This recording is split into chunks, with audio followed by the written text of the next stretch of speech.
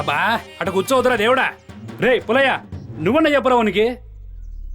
పండు తెలియకపోతే నేర్చుకో పండు, అల్లరి చేయొద్దు. రేయ్, నీ మాటల్లో రిక్వెస్ట్ కనిపిస్తుంది. నీకోసం ఒక్కసారి కాదు 100 సార్లైనా ఆడతా. నువ్వేం భయపడద్దు, ఓకేనా?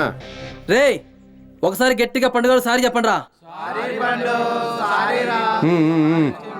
సరే సరే సరే సరే, కానివ్వండి కానివ్వండి కానివ్వండి కానివ్వండి కానివ్వండి.